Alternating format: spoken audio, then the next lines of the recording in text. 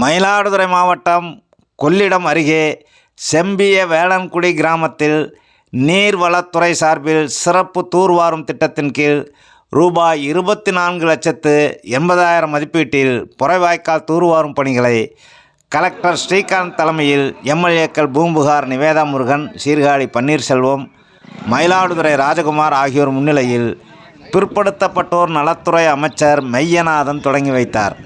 பின்னர் இது குறித்து அமைச்சர் கூறியது, மயிலாடுதுறை மாவட்டத்தில் கடந்த 3 ஆண்டுகளில் பெறப்பட்ட அரசாணைகளின்படி 194 பணிகள் 2764.39 கிலோமீட்டர் நீளம் ரூபாய் 32.98 கோடி மதிப்பீட்டில் ஆறுகள், வாய்க்கால்கள், வடிகால்கள் தூர்வாரும் பணிகள் மேற்கொள்ளப்பட்டது.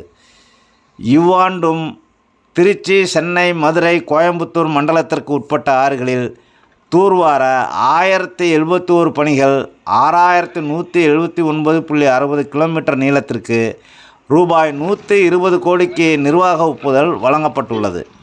இதில் மயிலாடுதுறை மாவட்டத்தில் உள்ள ஆறுகள், வாய்க்கால்கள் மற்றும் வடிகால்களில் 80 தூர்வாரும் பணிகள் 965.65 கிலோமீட்டர் நீளத்திற்கு ரூபாய் 11.33 கோடி மதிப்பீட்டில் மேற்கொள்ளப்பட உள்ளது.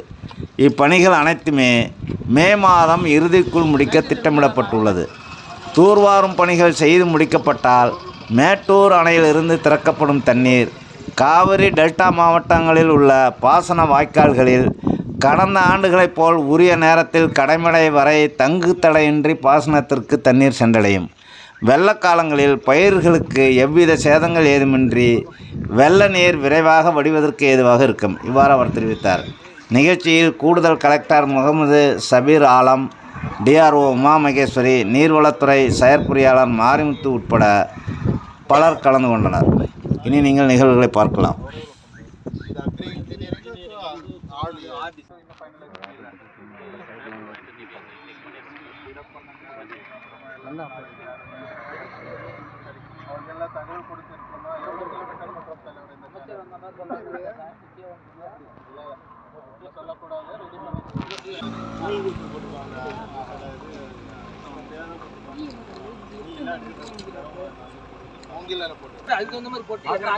கரையில விவசாயம் நடந்து போய்ப்பாங்க.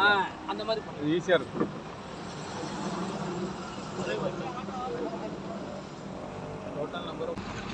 சார்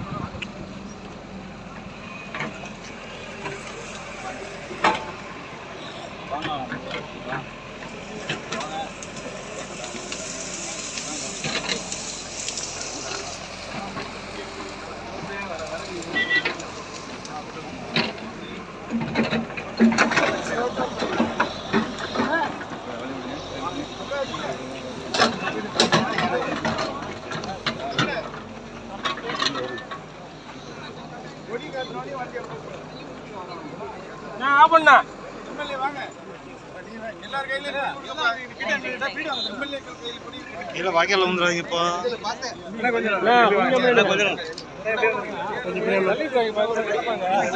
வாய்க்கால் அங்கதான் கரெக்டா இருக்கும். வண்டி முன்னாடி வாங்க, கொஞ்சம் நீங்க பின்னாடி வாங்க. இங்க நிக்கிறாங்க கொஞ்சம் பின்னாடி. என்ன வாங்க அப்படி காட்டுறது என்னென்ன வாங்க, கொஞ்சம் பின்னாடி வாங்க.